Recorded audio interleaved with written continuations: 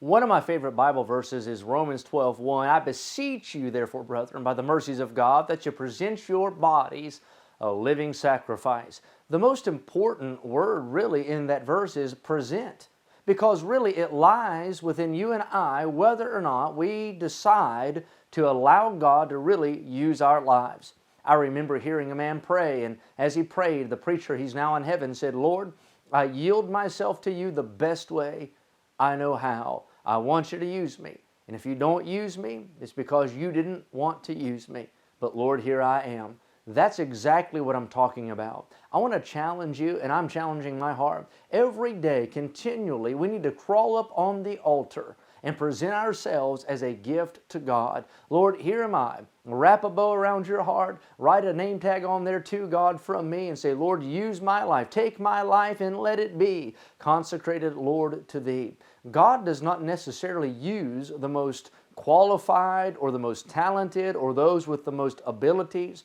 God uses those who are available. God will use those who are surrendered. God uses those who present themselves to Him for a life of service. I remember hearing Dr. Curtis Hudson preach, and he was talking about driving a nail into the wall. And he said, now I'd like to use a hammer. He said, but I'm already holding that picture up against the wall, got the nail there. He said, I can't reach the hammer. There's no hammer near me. I look around, no hammer there. He said, now the hammer would be my first choice, but it's not available. So I reach down, he'd say, and I take off my shoe. And he said, I reach down and pull off my shoe and take that shoe heel and hammer that nail in, and it gets the job done. Now the shoe was not made to drive nails. That's not its original intent or purpose, but the shoe was available. And though it wasn't maybe the first choice, it was the available option, and so it got the job done. And you might think yourself not as qualified and not as talented or gifted as others. That is not the issue.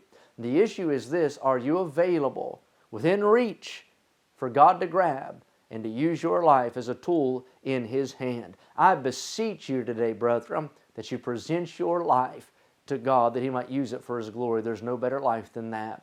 I hope this has been a help in your Christian life today.